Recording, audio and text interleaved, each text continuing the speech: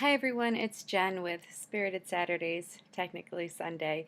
So I apologize for not making a video yesterday. I had a little bit of a privacy issue, but I am here as early as I can be Sunday morning, which is not that early, um, but according to my alarm clock, I'm right on time. So, all right. So this week I'm answering a question by the lovely Nikki, who thank you for letting me share your day with you. Um, and the question that Nikki asked me is, no matter how far we get in our recovery journey, people are bound to go through hardships resulting in possible triggers. How do you handle triggers, and why do you choose recovery even in the midst of a tough time? Okay, so great question. Um, yeah, I totally feel ya, like, no matter how, um,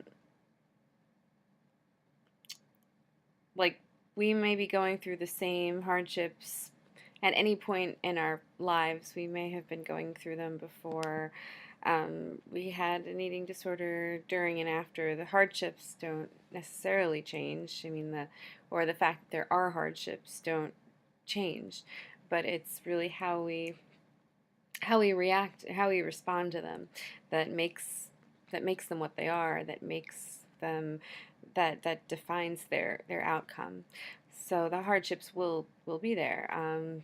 There's a uh, yeah, there will always be waves. It's just something that I've been working on recently, and so this is going to go into how I deal with it. Okay, so how do I deal with hardships as they continue to come up?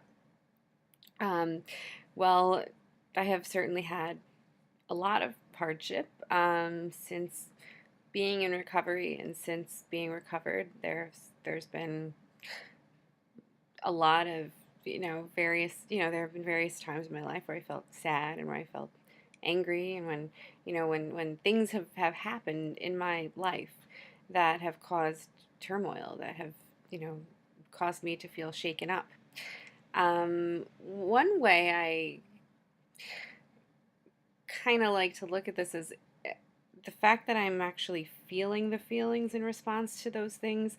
I try to flip it around and see that as a good thing, because I can actually experience these things now. I can actually feel the feelings now, as bad as they might feel, really. The fact that they're there is proof, is like a sign, is it evidence that I'm doing recovery, that I'm in it, that I'm recovered.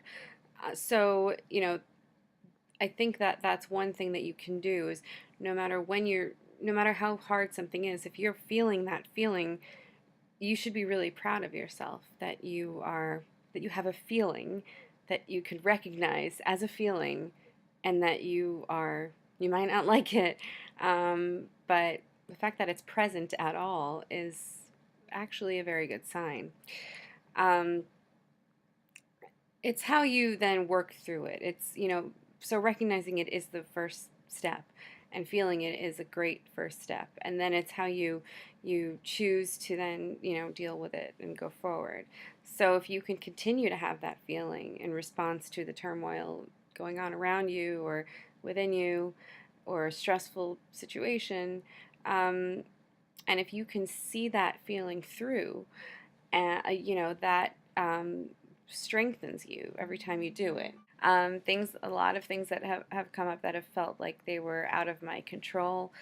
And one of the things that I try to do is realize that I can direct, my path to a large extent, and that things are not necessarily as out of my control as I feel that they are. And I think the eating disorder is a lot about trying to feel like you have control over something, but that's that's to say that you don't already have control over your life, and you do. Maybe control is an evil word in terms of eating disorder, but like, when I say control, I mean, like, you can direct your life more than I think we realize, you know which is we're stronger than when we have more clarity, we have more say in our lives, I think, than we realize, which I think is often why we go to the eating disorder. So when we realize we have a say in how things can go in our lives, um, we may not be as inclined to rely or resort or find that same, manifest that same sort of illusion of control within an eating disorder. Excuse me.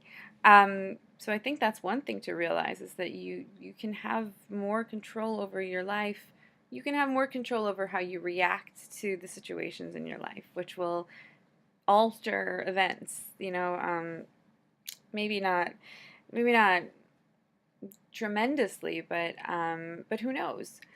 And you won't know unless you really test your own ability to react to something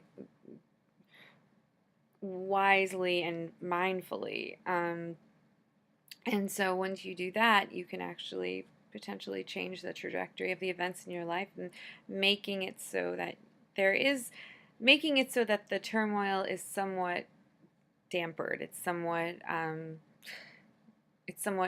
more manageable to an extent. So that's one thing. One way I kind of try to do that is, when something is going on, and this is something I've been working on in therapy lately, is to, so imagine you're on a wave in the ocean. Instead of like getting sucked under that wave and going in the undertow, you can ride the wave, or you can float on the wave, you can move forward in the wave. There are lots of different ways you can handle the wave. The wave will still be there, but it's how you ride it, and how because you can also fight the wave, and that would be an unhealthy reaction that might make a person go back, to the eating disorder. That might make a person feel really triggered to go back there. So, because eating disorder is all about shutting down and denial, and so you can fight, you can deny that there's a wave, and then you can be forced to have to deal with that in some other way. Or you can go with the wave, feel it, not let it suck you down, to the point of incapacitation, but rather see it through, feel the feelings, and see them through. So that's something that I've been trying to do. I've been trying to, I try to change the way I react to supposed catastrophes. I mean, well, some of them are catastrophes, I guess you could say. But I try not to make things catastrophes that don't have to be. I also realize that the longer I'm in recovery and the more life experience I have, the more I see these things come up and ride them through, the less I prefer. I mean, not that I have preferred an eating disorder in a long time, but it's more actually, the feeling now is actually kind of a repulsion. I don't want it at all. It's not something that looks like an option. It's not something that looks appealing at all. And in fact, it looks extremely lonely. I mean, it looks like a dark place, a lonely place that I have no desire to go back to. And I think this has been highlighted by the fact that recovery has brought me the ability to feel real feelings, to feel real joy, to feel real heartbreak, to feel, a range of real, authentic feelings.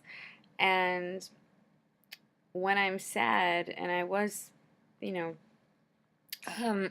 through something that was making me very sad recently, and when I was going through this feeling of being very sad, I really, the last thing I wanted was to choose or to go back to resort to, my eating disorder. I didn't want more of the sadness. I didn't want more of the loneliness. I didn't want more. I wanted, that's something that was able to kind of signify to me that that I was recovered, that I was doing well with that. It was the fact that now that I had felt these things that recovery had allowed me to feel, I had felt the good and I had felt the bad.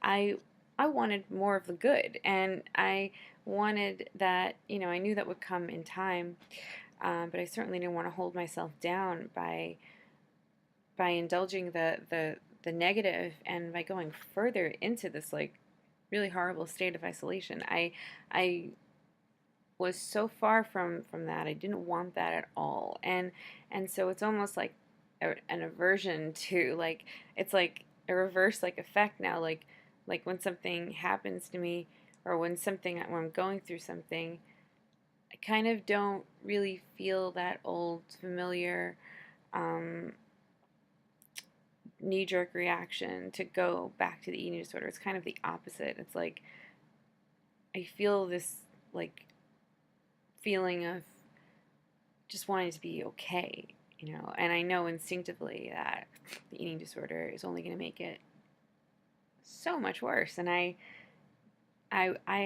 want to live life. So that's what that's what my perspective is now as a recovered person. And obviously, in various stages of recovery, it was not always this way. Um, just to give you a glimpse of an idea of what it could be like, what you definitely, absolutely have the potential to feel.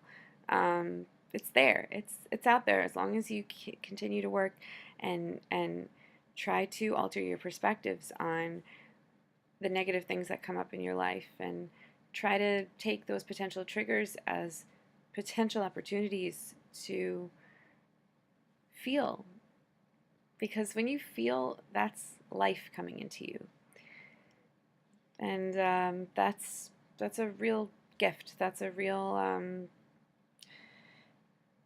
as horrible as those feelings might feel, that's, they are feelings, and they're good ones, they're not so good ones, and that's you living.